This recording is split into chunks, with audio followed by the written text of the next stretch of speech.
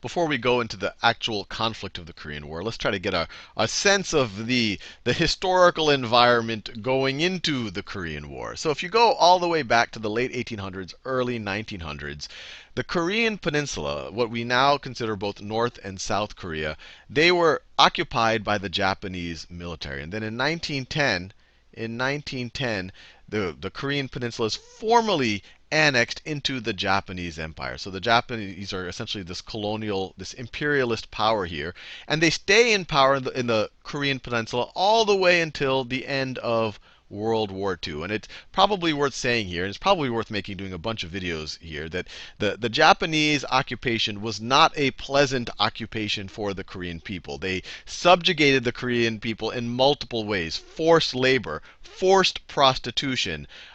They tried to kind of eradicate the Korean language and the Korean culture. So this was not in any way a pleasant occupation. They weren't pleasant imperialists. But you fast forward all the way to 1945, we know that Japan loses World War II. And the major two victors on the Allied side that are kind of acting in this part of the world are the United States and the Soviet Union. And so 1945, you have the Soviets coming from above. You have the Soviets coming from above. That's the Soviets coming from above. And eventually you have the Americans coming from below. They occupy Japan first, so this is the USA. And they essentially, remember at this point, even though this is kind of the beginning of the Cold War, at this point in World War II, the United States and the Soviet Union are allies. And so the United States kind of tells the Soviet Union, hey, why don't we just stop at the 38th parallel? Why don't we just stop at the 38th parallel? And the United States actually didn't even think that the Soviets would stop there, but they actually did. And from the Soviets' point of view, it's believed that they stopped there because the United States didn't get there at the same time. So there was no one to stop them from going further south. But it's believed that the Soviets wanted to uphold their side of the agreement so that they could get, so that they would be a trusted party to negotiations in Europe and maybe get more in Europe, which is what the Soviets maybe cared about more. So what happens after World War II is that the North, what's now North Korea essentially, becomes under the influence of the Soviets. Everything below the 38th parallel becomes under the influence of the United States. The Soviets essentially install this gentleman right over here to lead North Korea, Kim Il-sung, or the part of Korea that is north of the 38th parallel. At this point, this was just kind of viewed as a point where the Soviets and the United States should kind of meet up, where they would have to stop. It wasn't meant to be an actual partition of the country, but as we'll see, it actually becomes a partition of the country.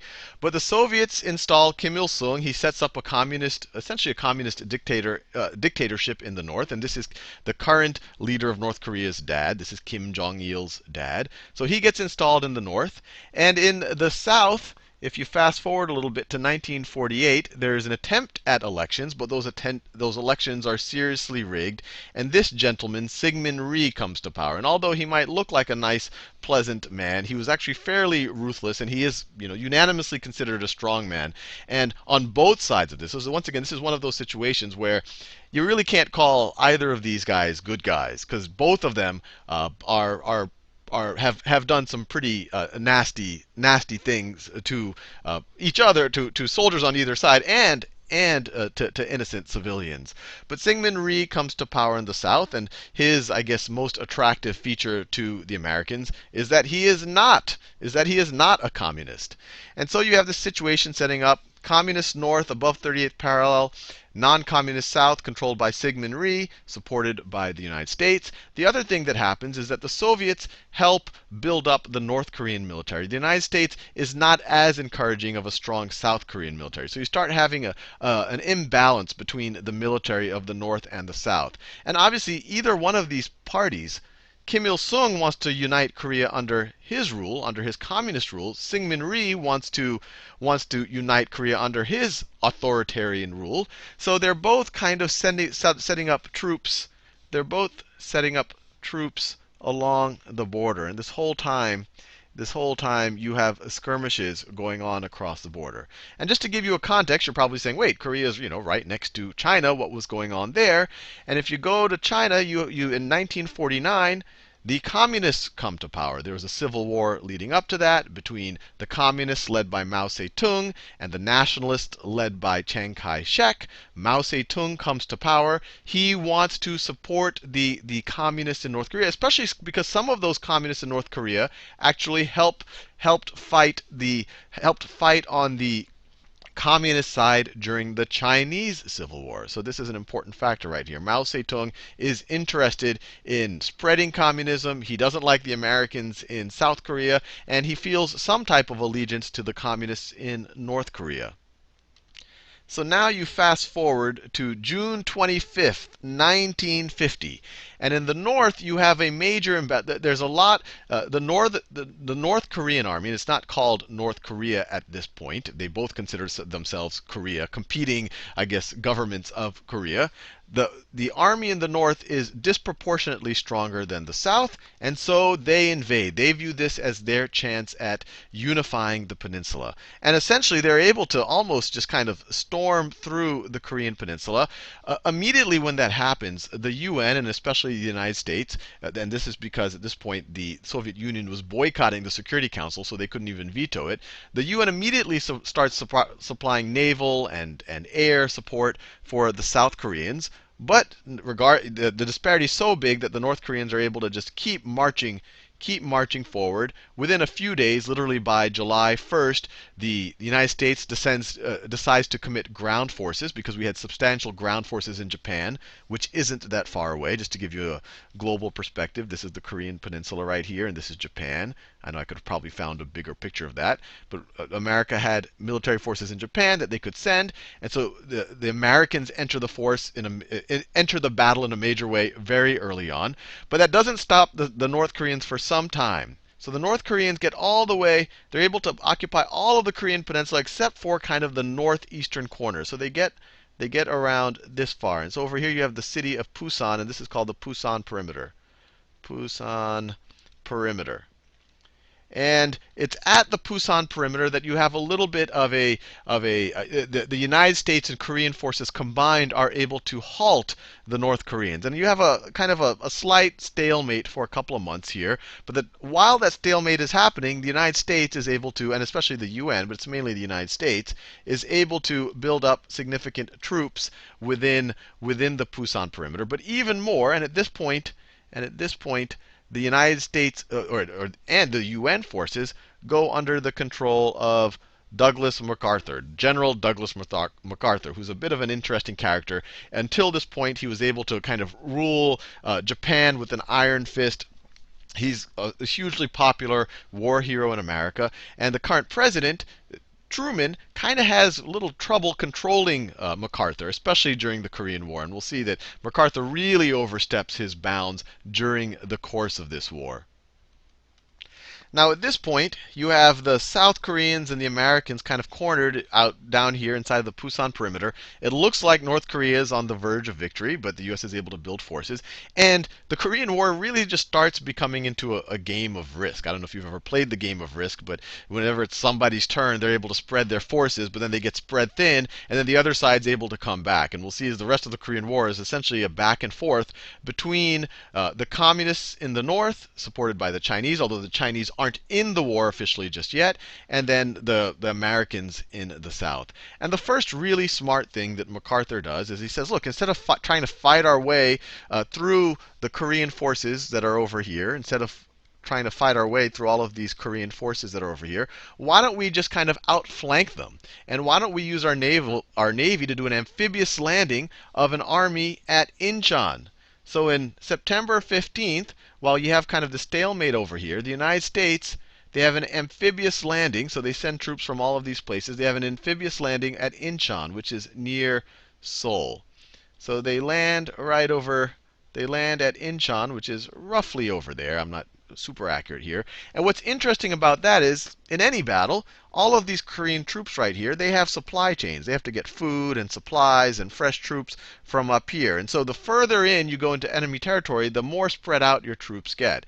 And the strategy here is, instead of fighting through this, what if we outflank them and are able to land a significant force right here and immediately disrupt the supply lines of the North Koreans? And that's essentially what the Americans did, and it was successful. So MacArthur looks like a genius over here, and he's able to retake Seoul. He's able to take what's kind of the North Korean capital at this point, Pyongyang, and you have the Americans marching north. So all of a sudden, it started off with the North Koreans being able to roll down, and now all of a sudden the Americans and the South Koreans are able to roll up, and they're feeling pretty good about themselves. And the whole time, Truman's trying to keep MacArthur under check. MacArthur's excited. He's ultra confident. He thinks that the troops are going to be home by Christmas. He doesn't think China is serious about supporting the North Koreans, and even more, he almost, it seems like, wants to pick a fight with China because he wants to maybe eliminate communism in China as well. He viewed it as, he's kind of on this mission to eliminate communism from all of Asia. So Truman is saying limited war. Don't cross the Yalu River, and be careful. Don't start attacking Chinese up here and enrage them, and you're going to have them enter the war. MacArthur it doesn't take that too seriously. And he also says, look, I have to start bombing bombs across the Yalu River so that the Chinese won't be able to send troops and supplies to aid the North Koreans. So he's marching up all confident, going up against the Yalu River. And this whole time, the Chinese under Mao Zedong, are sending a pretty substantial army, and they're able to do it secretly. They're able to march at night, and they even have these policies where if any surveillance planes go overhead, all of the Chinese soldiers have to freeze, and if they don't freeze, someone else is allowed to shoot them. So everyone wants to freeze so that no one can really see them from above. So it's this really kind of a secret buildup of troops across the Yalu River, and this whole time MacArthur is just ultra confident about what's happening over here. But then you fast forward until the end of October. The Americans think that they're on the verge of winning the Korean War, and all of a sudden you have the Chinese cross the Yalu River, and the Americans didn't even know that the Chinese had major forces ready to cross. So now you have and once again, it's just like a game of risk. So now you have the Chinese cross. They catch the Americans unsuspected. They engage a few times. The Americans weren't sure if the Chinese were serious, so they keep re-engaging them. But then it becomes clear, yes, the Chinese are serious. The Chinese are serious, and essentially the Chinese are able to push back the Americans and the South Koreans all the way back so that they're able to recapture Seoul. But once again, like any game of risk, now the Chinese are spread thin. The Americans and the South Koreans and all the other UN forces, although the UN forces are mainly the Americans, are able to regroup. And then in March, so Seoul has changed hands 4 times. So in March, they're able to retake Seoul again.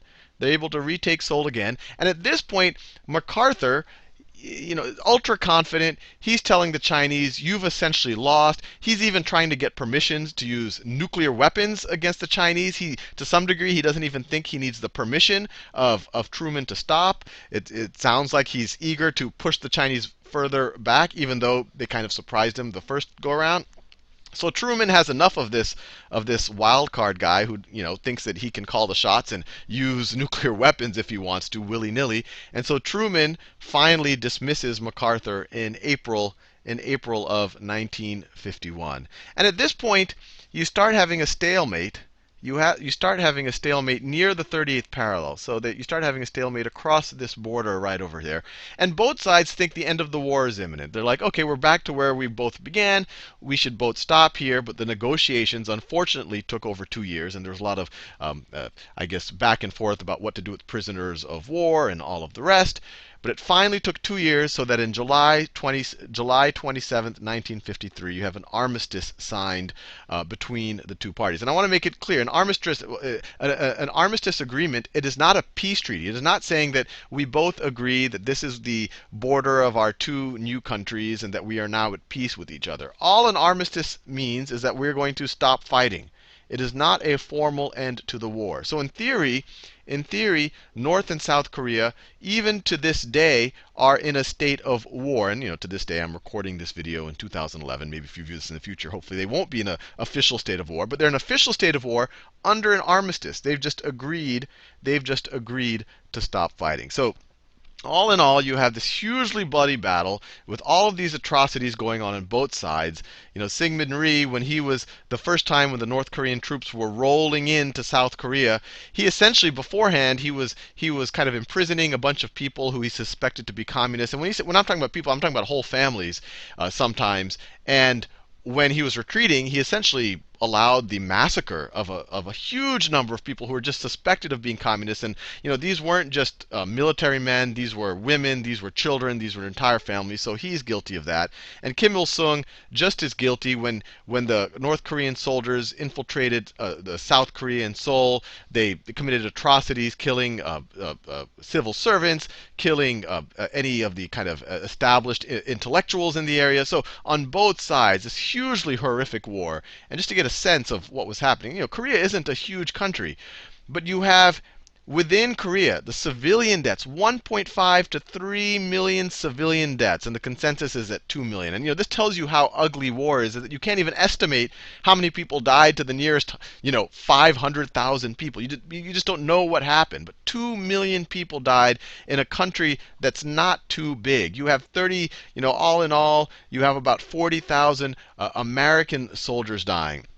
China loses on the order of, depending on the estimates, 400,000 soldiers. I mean, the estimates are all over the place. North Korea loses on the order same magnitude of soldiers. South Korea loses, several hundred thousands of soldiers. So you have this hugely bloody battle, this hugely bloody war, I should say, that really ends with an outcome that wasn't so different from where it started.